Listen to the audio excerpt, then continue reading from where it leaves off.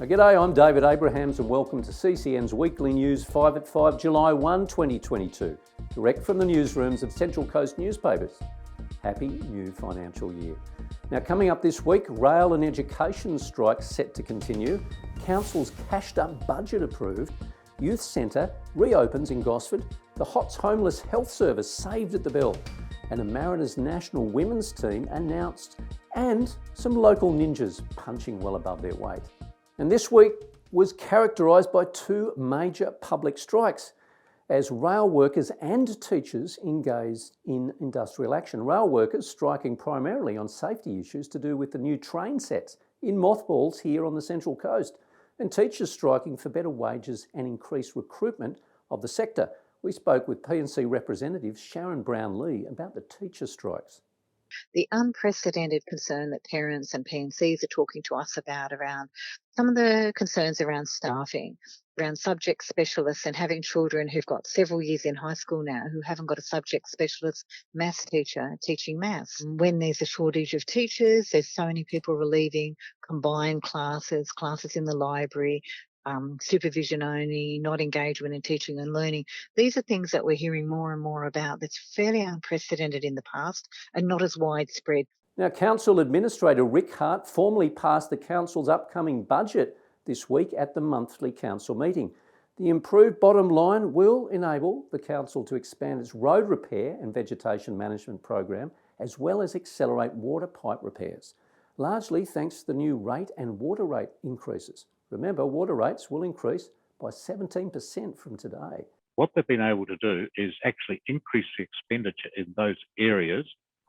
And the way we're doing that is because this year, the close of this financial year, it looks like we're on track to make a bottom line surplus of more than $40 million. So we're going to take some of that cash that's been generated this year and invest it into next year's budget. Now, the Council Administrator introduced a swathe of new initiatives this week, including a postponed new dog policy. Head over to our website to pick up this weekend's paper for the full reports. Now, Regional Youth Support Services RYSS reopened their doors today in Gosford. The updated new facility opened with much fanfare and will expand services to local young people. So the primary objective here is around building resilience within our community for young people. So 12 to 25-year-olds. We'll see anyone from across the Central Coast in that age group. We will also work with their family. So it's a unique piece of funding that we've got here for 2 years to be able to actually integrate and work really closely with our community. And this week, the HOTS service program, that is Health on the Streets program, was saved at the bell on the 11th minute of the 11th hour. $400,000 was secured by the federal government via Emma McBride and Dr. Gordon Reid to save the service. We had a chat with Coast and Country Primary Care CEO Kathy Beverley. We're extremely grateful for that funding, but we will also want to continue to push for the $2.2 million that was part of the election promise. I'm confident that we'll be able to work with Dr. Gordon Reid and Emma McBride to achieve those aims, which will enable us to obviously build and grow the current service further across the coast. And the Five Lands Walk returned with great energy last Saturday after a 3-year pandemic hiatus. The organisers confirmed many thousands of locals and visitors took the challenge to walk from McMaster's Beach to Terrigal, or part thereof. A big part of the event this year was an increased participation of local artists and musicians sprinkled along the route, both outdoors and indoors. Now, the official opening ceremony was a remarkable musical extravaganza on the Friday evening at Evoca's Hunter Park. It was choreographed with performances from Evoca resident and artistic director Yantra De Villa and her ephemera choir, along with a range of national and international performers. After years of waiting, the Central Coast Mariners have been given provisional approval to field a women's A-League team from season 2023-24.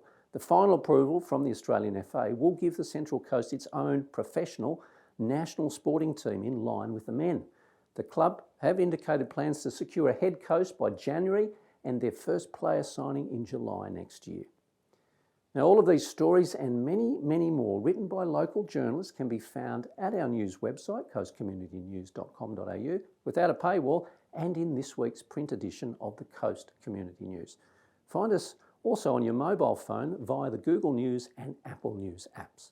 And remember to subscribe to our popular weekly email newsletter at our website and follow our socials on YouTube, Twitter, Facebook and Instagram for weekly updates. Now, we leave you this week with the great news that we have ninjas amongst us, ready to fight evil and do good. 3 athletes from the Central Coast have joined the ranks of the Australian Ninja Warriors, competing in Season 6 of the spectacular sport now showing on Channel 9 and 9 Now. Watch for Berkeley Vale's Dylan James, Lissaro's Eden Hallett and Terrigal's Ben Lewis.